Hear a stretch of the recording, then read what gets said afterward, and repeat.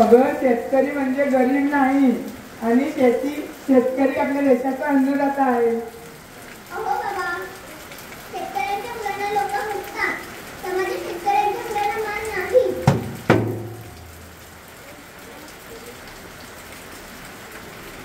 शेतकऱ्याला नकार देतो, ऑफिसवाल्याला स्वीकारतो, तुला माणसाच्या विसरून कपड्यावर प्रेम करतो. देवा काढून नाही कसली पिढी बोला विठ्ठल विठ्ठल जय हरी विठ्ठल विठ्ठल विठ्ठल जय हरी विठ्ठल विठ्ठल विठ्ठल जय हरी विठ्ठल विठ्ठल विठ्ठल जय हरी विठ्ठल विठ्ठल विठ्ठल जय हरी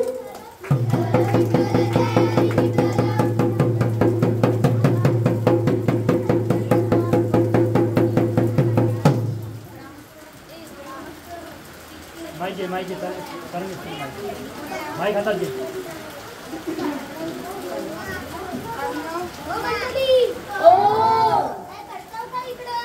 अरे राजू, गणपती दादाने आपला काम बघितलंस का?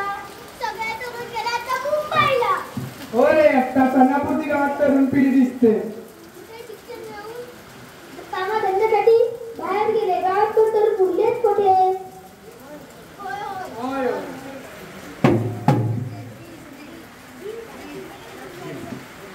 मंडळी, पूर्वी गाव लोकांनी बहरलेलं असायचं, पण आता काळ बदलला.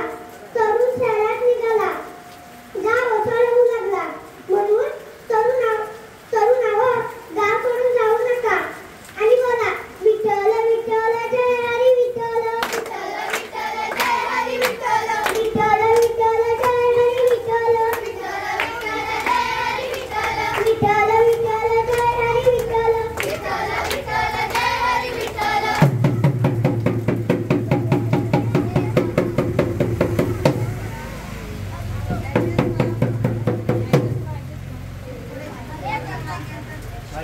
माईक या आता. अरे प्रकाश, तू अजून शेती करतोस का? तू पण शहरात आलास. मी विचार करतोय शेती करायची की नाही. माझं म्हणणं ऐक, जर तुला खरी प्रतिष्ठा हवी असेल तर शेतीला आधुनिक बनव. ड्रीप, सेंद्रिय मार्केटिंग आज शेतीत खूप संधी आहे. हो, मी पण आधुनिक शेती करीन आणि पुढच्या पिढीजवळ आदर्श बाळगीन.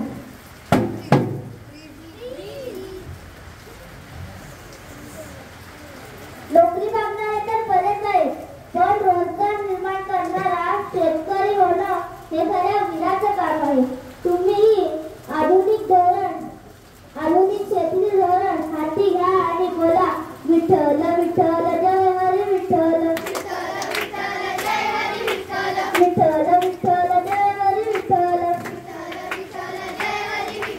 विठ्ठल विठ्ठल जय हरी विठ्ठल विठ्ठल विठ्ठल जय हरी विठ्ठल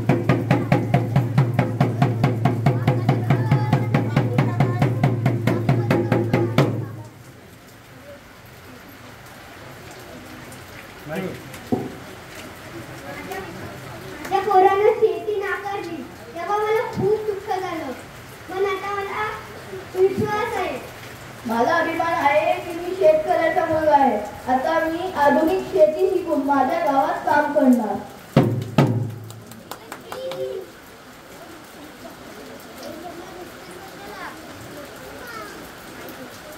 खरं सांगते मला समजलं की शेतकरी मुलगा म्हणजे कष्टाळू, प्रामाणिक आणि देशाचा खरा आधार आहे. आता मी माझ्या मुलीसाठी शेतकरी मुलगा शोधणार.